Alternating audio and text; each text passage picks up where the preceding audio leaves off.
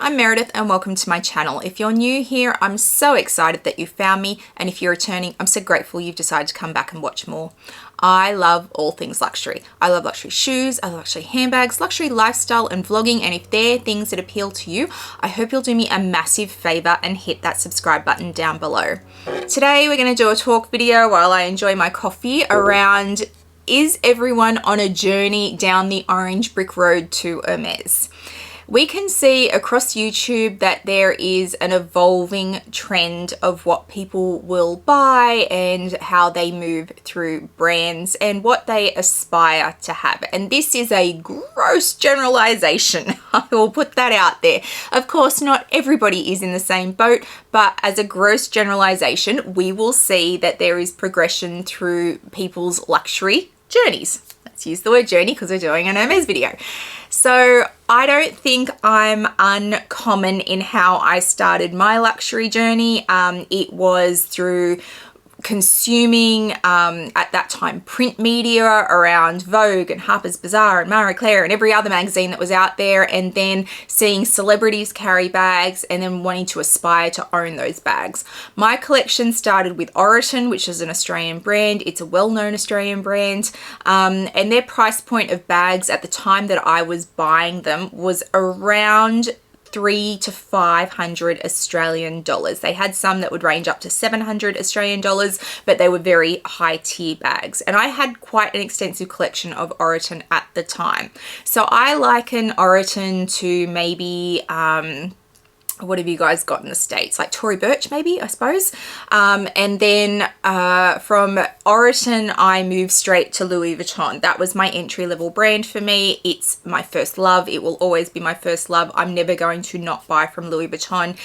It's where my heart is happiest. So that was a progression for me. I understand in especially the United States, Coach is a prevalent brand there. We don't have as many Coach stores or outlets here in Australia, so it is not as well known. We certainly have it, but I don't feel like it's a natural progression for Australians as much as in, say, the United States. And I'm sure the European countries and Asian countries all have your own versions of what my Oroton was. So I feel like people start there and then they end up at Louis Vuitton. Louis Vuitton and probably Gucci are entry, and Prada. They're probably your three brands that you are likely to go to after you have been through those initial stages of collection or buying handbags. It's generally where people end up. They're the most well-known brands, and certainly Louis Vuitton. I from watching and consuming so much luxury YouTube, I feel like everybody has started at Louis Vuitton, but I understand that's a gross generalization also. But Gucci, Prada, Miu Miu, even Chloe was very big in the 90s. They had the Paddington bag. It was very well known. So they were certainly there as well. And then I feel like there's this movement into probably Dior and Chanel and then Hermes. So there seems to be this progression that people go through, or they feel that they need to go through, and all roads lead to the orange box at the end, which contains your Hermes. And I feel like it's just become this norm. Like you are expecting at any minute your beloved YouTuber that you watch who has been unboxing Louis Vuitton and maybe Fendi and Dior and Chanel. At any minute now they're going to start their journey and start talking to you about their journey, and then their whole life is going to become about that journey and what they're buying from Hermes and all the things that they're buying to try and get to their first quota bag, and then they get their quota bag, and then we're all about Hermes from there on out. I feel like that has certainly happened to a few YouTubers, and I feel like there's always this expectation of when are you going to get to Hermes, when are you going to start to look at Hermes, are you interested in Hermes, where are you at with your journey. My friend here on YouTube, my very good friend Dayle from Dayle's Addiction, who I love and adore, she is my classic case of that is not always the case. So Dayle has been quite outspoken about the fact that she doesn't like Hermes. And that's fine. She doesn't have to like Hermes. That she is never going to be on the journey. That she has no interest in the journey. She does not want a Birkin Kelly or Constance. She doesn't like the bags. Dayle's taste is fabulous. She's got beautiful bags. She's got fun stuff. She's got stuff that is functional for her life, and she has stuff that she adores. She does not like Hermes, and that is fine. She doesn't have to like Hermes. She has some around sandals. She has some belts. We're going to Paris later in the year. She may or may not accompany me to Hermes if we go. She may or may not buy anything. But I can tell you right now, she's not hunting a bag. She doesn't want a leather appointment. She has no interest in a leather appointment. But when you watch Dayle's channel, whenever she does a Q&A, when anyone talks to her about what's on her wish list, Hermes is always at the forefront of their mind. What do you like from Hermes? Are you going to buy something from Hermes? What's your favorite Hermes bag? Everybody has assumed that as somebody who collects or loves luxury, you eventually get to Hermes. I love Dayle because she is so completely and absolutely authentic. She is never going to change, and she is my actual friend, and that is one of the reasons that she is my friend, because she is so authentic. She is just her. Who you see on screen is who she is. So when she says she has no interest in Hermes, she honestly has no interest in Hermes. There's not going to be an about face. Now, at some point they may release some kind of bag that is not a quota bag, and she looks at it and goes, oh my God, I love that. And that's fine. She is more than welcome to, at that point, look at Hermes and buy from Hermes without having to eat her words. But I can tell you right now, she is never going to own a Birkin Kelly or Constance. She has no interest in it. And that's fine. It is okay to never get to Hermes. Hermes is incredibly expensive. Although Chanel, hi, welcome to the party. Hermes is really expensive, and it is a very simple aesthetic. It does not have logos. There's not a lot about it, which is a huge amount of fun. I have some great scarves from Hermes, which are really fun. But when you look at their leather goods, at their bags, they do have fun bags. They have the Kelly doll. They have the picnic.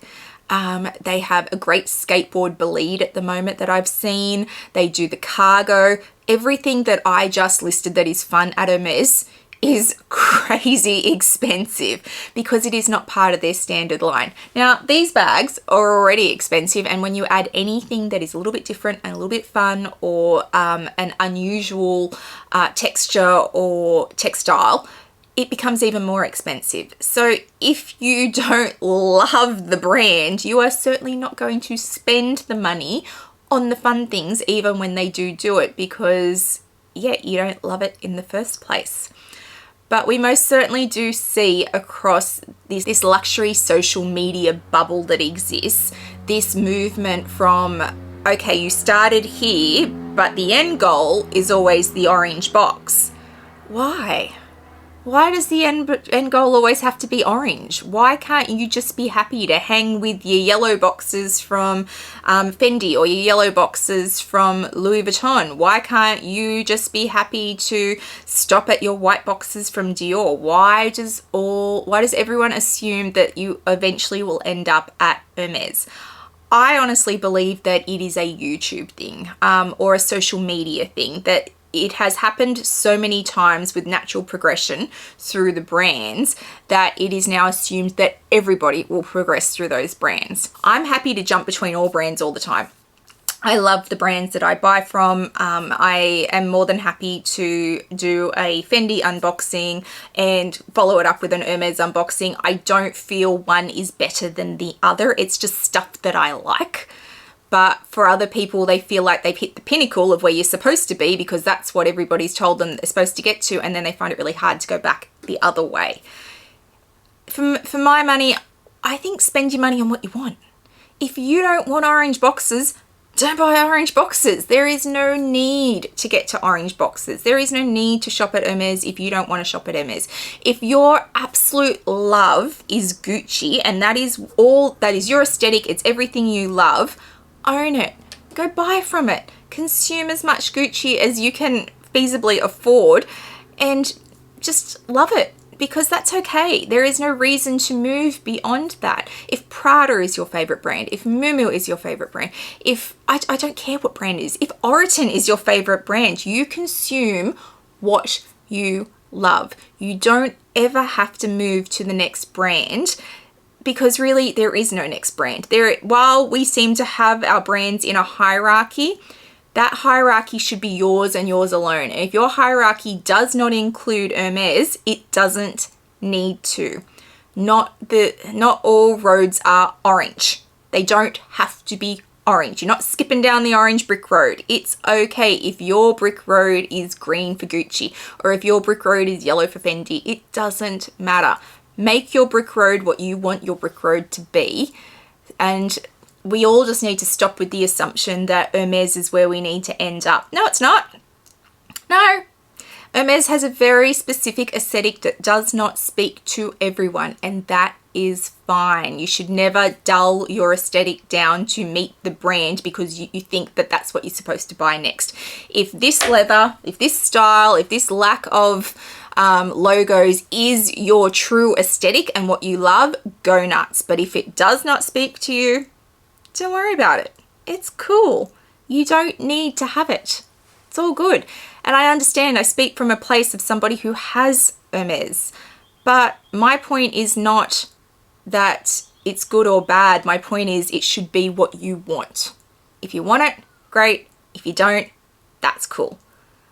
Don't ever buy just because it's assumed, and don't always assume that everybody wants it just because everybody else wants it. That's not how it works. They're my thoughts. What do you think? Do you think that we have become a luxury community who assumes that all people are walking the orange brick road? Are you walking the orange brick road? Are you interested in the orange brick road? Or would you much prefer your road to be a different color? Are there other brands that you love more and you don't get the journey? You just don't understand it. Why are we on this journey? Like, why do we care? So tell me in the comments below, what journey are you on? What color is your road? Do you care? Do you honestly care? Or it doesn't even have to be that you know you won't ever be able to afford it. If you still want it eventually, it's okay to dream about those things too. Like, it's well and good to say, I would love to be on the orange brick road, but I can't afford it. That's okay. Maybe one day you will. If you don't have dreams, what do you have? You should always dream about what you want. And if Hermes is genuinely what you want, it's okay to dream about it and still not be able to afford it. I don't come from money. I had to get to this point where I owned these things. I dreamed about them long before I had them. So dreams are important still. I am lucky enough to have them. I understand that. I understand I come from a place of privilege. I get all of that. If you have dreams, please don't ever lessen them just because you don't think you'll ever be able to afford them. You don't know. You don't know what's coming next. You don't know what's going to happen next in your life. Maybe you will be able to afford them. So please dream.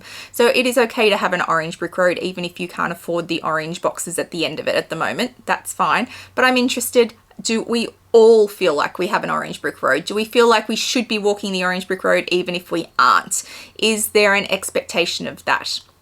Tell me in the comments below. I'm really interested in this conversation. If you have liked today's video, please give it a thumbs up and hit that subscribe button down below. It means a lot to a content creator when you hit that subscribe button. Please also hit the little bell notification so you know when I've uploaded videos, which is usually 3 times a week. I'll also throw up my Instagram handle for you so you can come follow me over there. I put lots up in real time, lots around my collection and my day-to-day life, so please come follow me over on Instagram. I hope wherever you are in the world today, you are having a fabulous day, and I'll see you guys in the next one. Bye guys.